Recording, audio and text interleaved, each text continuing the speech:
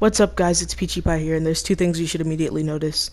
Number one, I've changed my name, and number two, it's been a long time since I posted. But it's okay because I have a good story to make up for that today, so I hope you guys enjoy. This took place a really long time ago, but I was thinking the other day, and I remembered I had a cat that could open doors, and I just thought I should talk about it.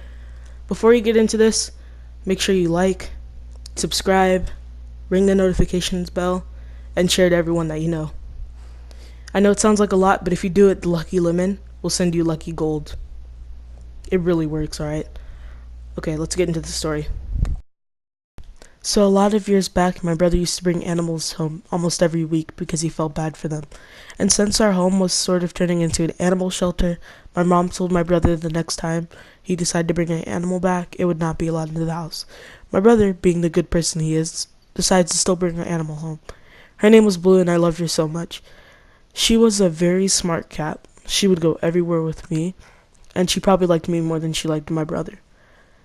She was so cute, so cute, in fact, that my mom surprisingly let my brother keep her in the house.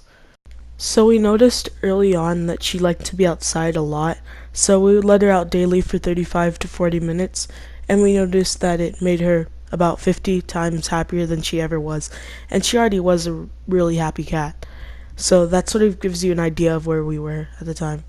So every time I decided to walk somewhere, whether it was the pool, the store, a restaurant, because I lived close to everything like that, I would always walk back home and see her under that exact same tree. Like, she was never not there. The problem started when she began to get overly comfortable with our neighborhood, so she would travel a little less than a mile out, but she would always come back before the sun went down, which is when everything starts to hunt. So we saw no problem with this because she was always consistent, coming back on time under the tree. So, we started letting her go out for like an hour a day rather than 40 minutes because we grew a big trust with her. And I don't really see a reason we shouldn't have. So down the street, there was this really crabby lady who literally had a problem with everything and everyone. She once got mad at me for walking by her house. Like, not on her grass or anything, but by her house, like on the sidewalk. That's a different story. One day I was walking up to my driveway, and I looked at the tree, and I noticed Blue wasn't there. And the sun was going down, so this was a little abnormal. So I went inside to tell my dad, and at first he said she probably just took a look around the neighborhood, but she'll come back. 1 hour turned into 2, 2 hours turned to 3, and then we decided to start looking for her. So we drove around the neighborhood for about an hour, and at this point I was actually scared, like I was crying. So my mom went on a website that our neighborhood had put together to talk about good and bad things like complaints, and she reported a missing cat.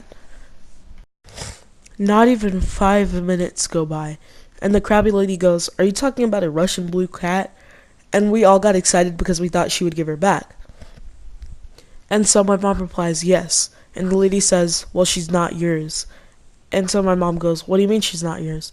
And this lady goes, "She was in my driveway." And so I was sort of confused at this point. I was like, our cat is never really just sitting in somebody else's driveway. She's either under the tree or walking around. Or sometimes she would sit on the sidewalk, which still isn't considered really your driveway, it's a sidewalk. So, but knowing this lady, Blue was probably walking by her sidewalk, walking on her sidewalk, or she was in our driveway. She could have probably taken her off of our property. So, at this point we were a little upset. So we tried to get Blue back for at least a month, and we even went to this lady's house, and she decided to play dumb and act like she didn't know what we were talking about. We would be like, "Hey, where's our cat? Can we please have her back? We love her. She's a part of our family." And she was like, "What cat?" So before all of this really started, my mom already made plans to move, so we were in the process of moving. So this made this a little more sad because I knew we wouldn't have a chance to get her back once we left. So I sort of came to peace with the fact that we weren't getting her back, and this lady might be really nice for the cat, and she probably doesn't have any family, so the cat was like her family. So I eventually just let her keep it. I was like, it's okay, she can just have her. and we eventually moved and never got the cat back. But life goes on, and Blue's probably happy. She's a good cat. She makes good with anything that she has, but I sort of miss her. I do miss her a lot. So like I said earlier, make sure you like, subscribe, ring the notifications bell, share to everyone you know, and let me know in the comments if you want me to mix up the gameplay. So, happy Father's Day. Go enjoy it with your dad, and if you don't have a dad, enjoy it with your mom. Just have fun, alright? See you guys next video. Love you.